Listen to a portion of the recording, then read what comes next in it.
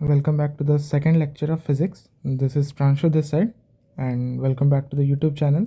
So here we'll start the electromagnetic waves, and this is a purely JEE mains based chapter. मतलब बहुत आसान होने वाला है. इसमें बस थोड़ी थोड़ी सी बातों को याद रखना है, उससे ये चैप्टर आसानी से आपको एक दो क्वेश्चन में तो सही करवा ही देगा.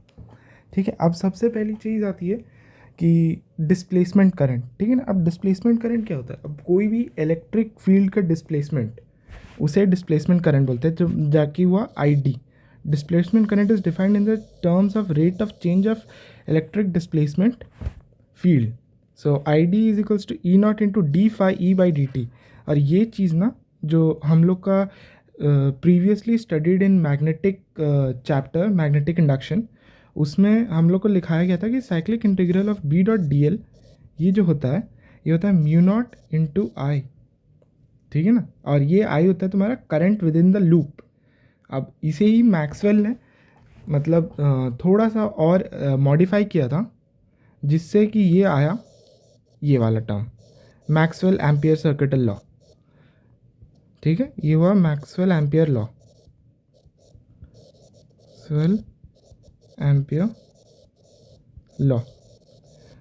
Integral of B dot DL is equals to mu naught into IC plus D phi E by dt, जो कि फाई हो गया तुम्हारा flux, electric flux between the plates of the capacitor, और IC हो गया तुम्हारा कंडक्शन करंट.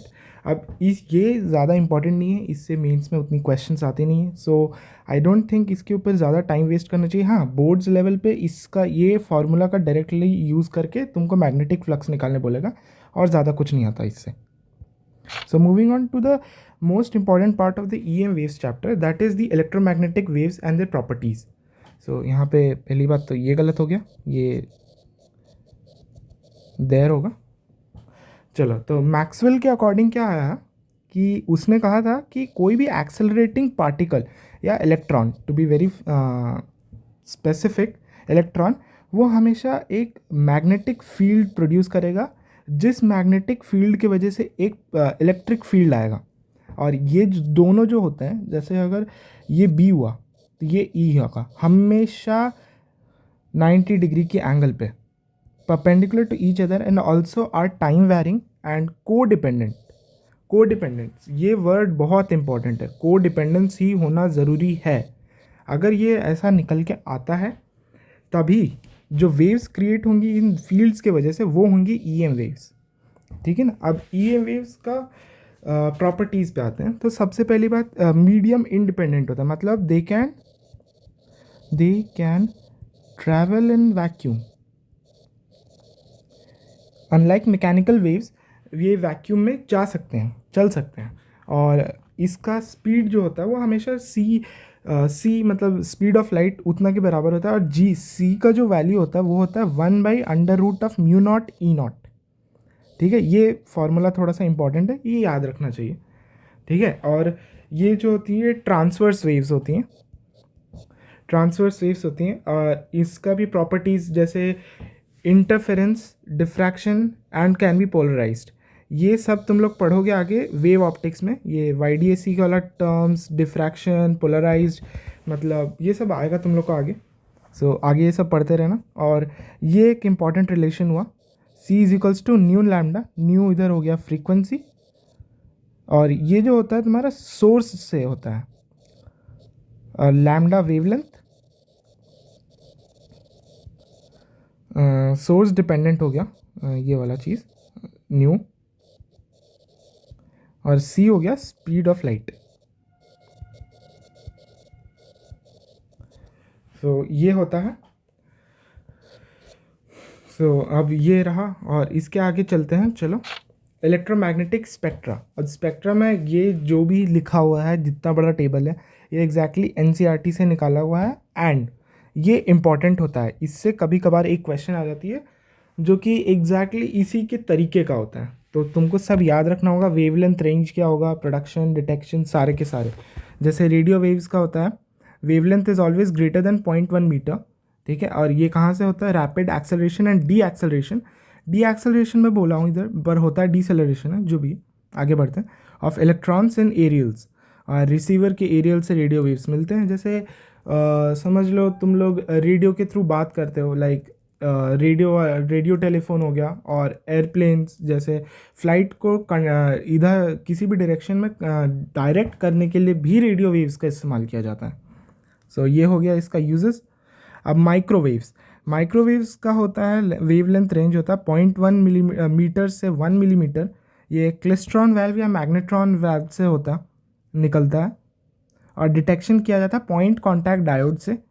ठीक है, अब माइक्रोवेव्स, अब ये हमेशा समझ लेना कि अगर ये ऐसा है तो माइक्रोवेव ओवन उसमें यूज़ होता है। और इंफ्रारेड का वेवलेंथ रेंज होता है 1 मिलीमीटर टू 700 नैनोमीटर। और vibration of atoms and molecules, ये हो गया तुम्हारा बोर्स में आगे जाके पढ़ोगे ये तुम।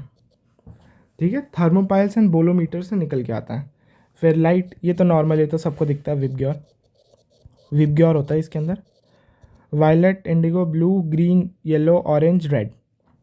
ठीक है, रेड के ऊपर जाओगे इंफ्रारेड, वायलेट के नीचे आओगे अल्ट्रावायलेट।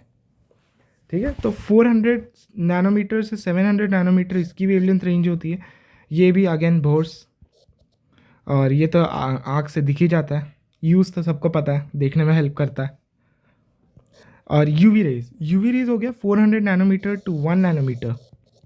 और ये हो गया अगेन बोर्स, सारे एनर्जी ड्रॉपिंग इलेक्ट्रॉन्स इधर से उधर करते हैं तो उसमें निकलता है।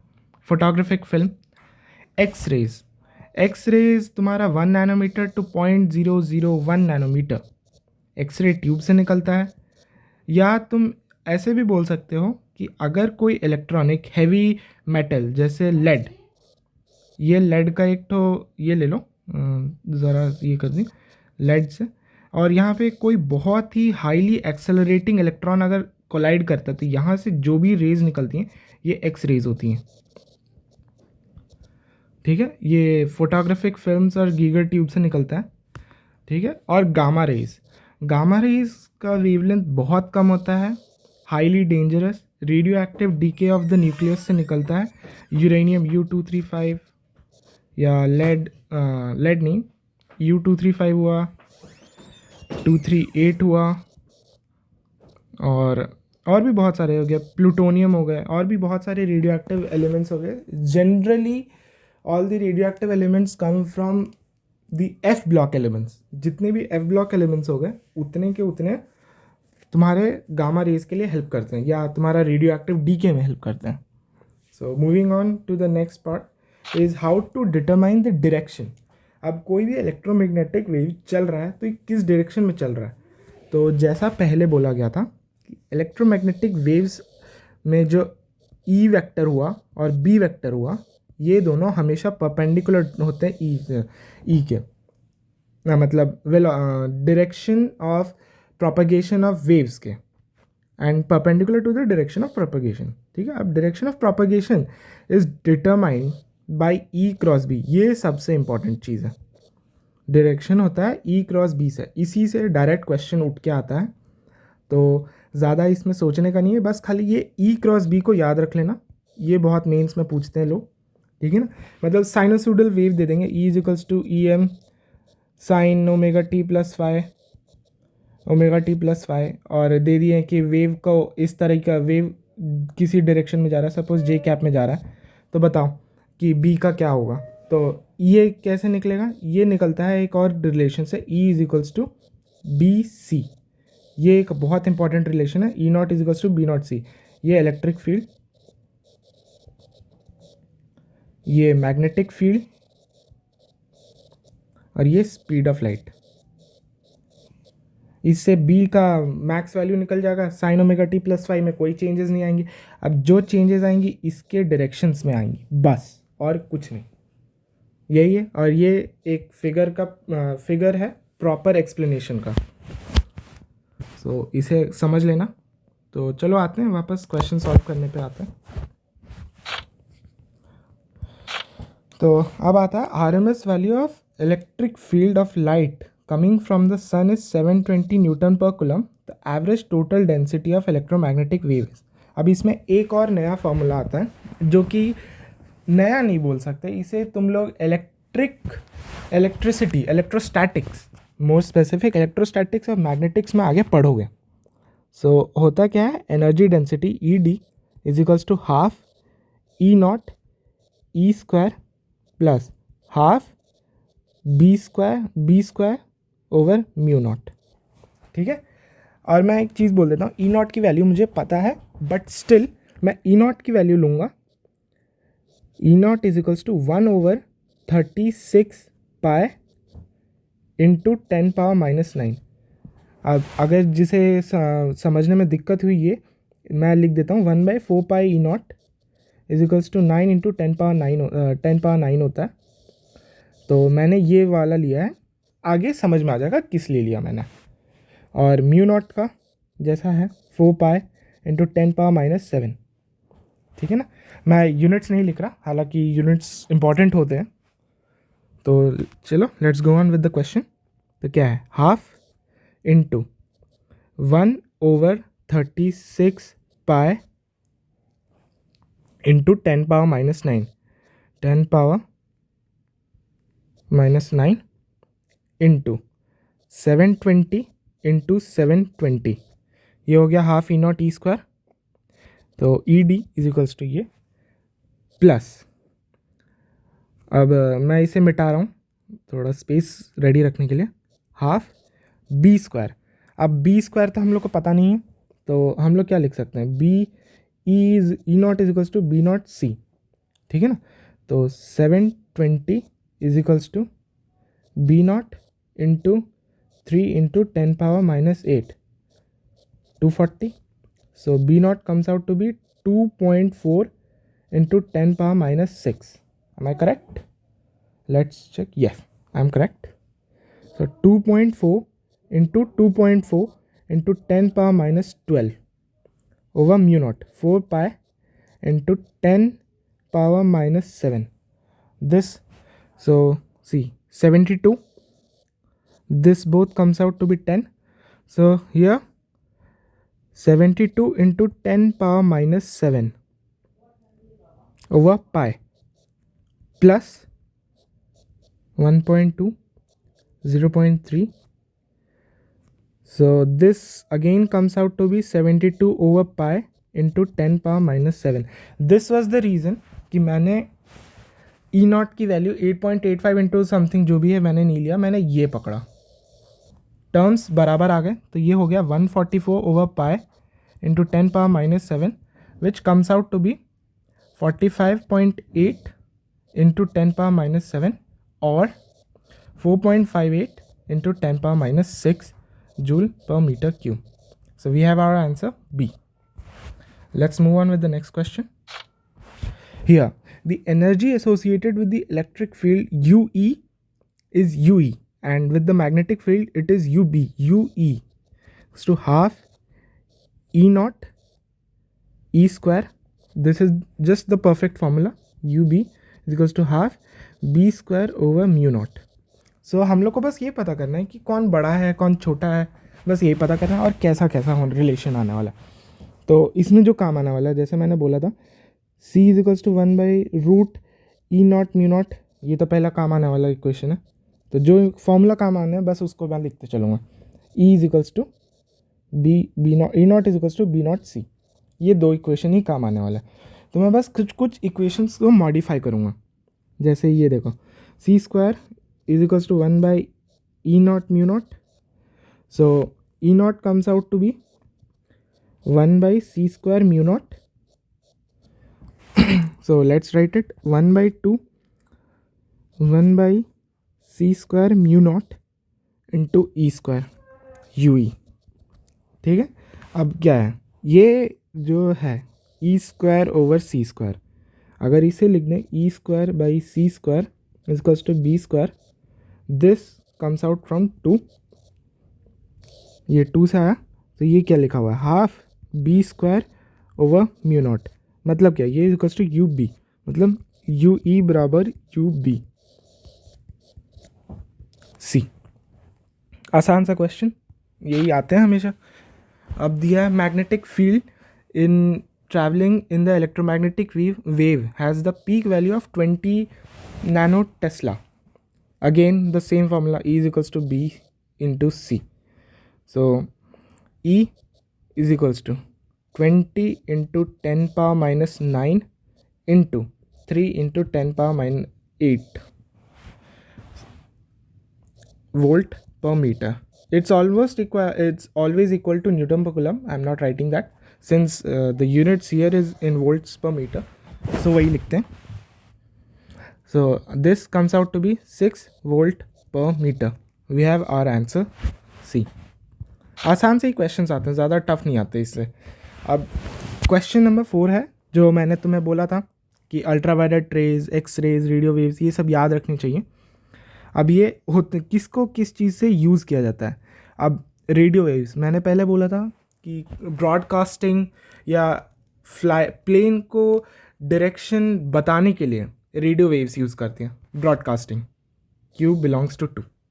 ठीक है. इंफ्रारेड वेव्स, ठीक है ना. अब इंफ्रारेड वेव्स क्या होते हैं, अब ये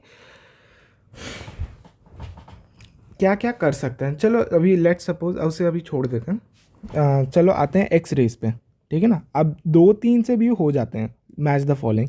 सो एक्स रेज, अब तुम्हें तो पता ही होगा कि किसी का हड्डी टूटा तो क्या बोलता है डॉक्टर्स, हमेशा बोलते हैं कि एक्सरे स्कैनिंग की ज़रूरत पड़ेगी.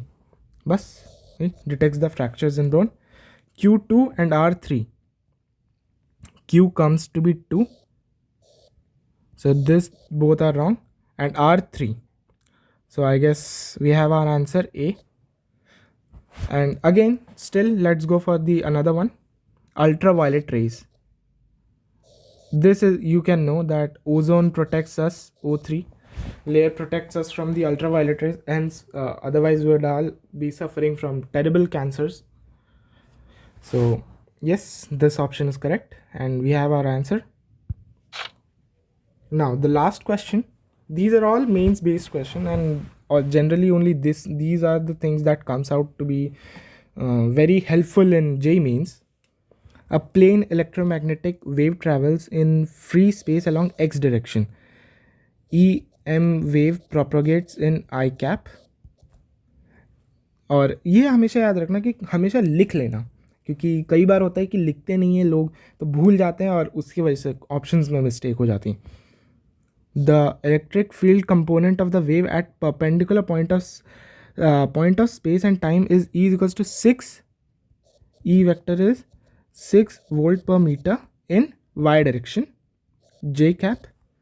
सो B का क्या डायरेक्शन होगा, क्या आएगा. सो जैसा मैंने बोला E is equals to BC, B naught C. 6 is equals to B naught into 3 into 10 power 8. So B comes out to be 2 into 10 power minus 8. Now C. This wrong, this is wrong. These two are most probably correct by the magnitude. Now we know that the E vector travels in I cap. I mean EM vector, wave vector, velocity vector is in I, and the direction is determined by E cross B.